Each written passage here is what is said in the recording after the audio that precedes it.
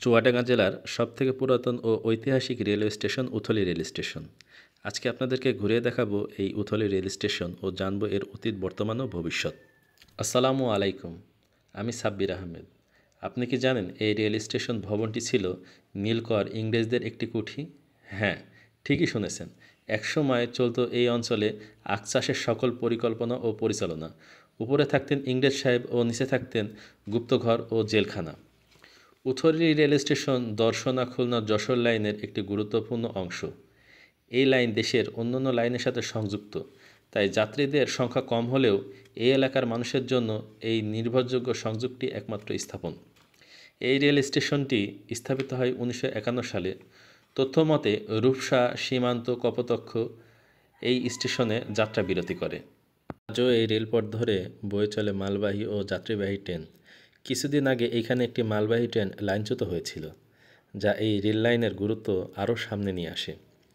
ভাবুন তো, এই প্ল্যাটফর্ম একসময় অত্যাচারিত কৃষকদের আর্তনাতে মিশে যেত ট্রেন হুইসেলের সাথে। এই মাটির নিচেই চাপা পড়ে আছে বহু কৃষকের নীরব কান্না।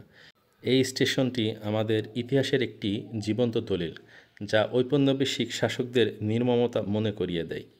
শুধু উথলি রেল স্টেশন অতীতের ভার বয়ে বেড়ায় না, বিকেলের সূর্য যখন হেলে পড়ে তখন এই স্টেশন চত্বর জেগে ওঠে এক অনন্য রূপ।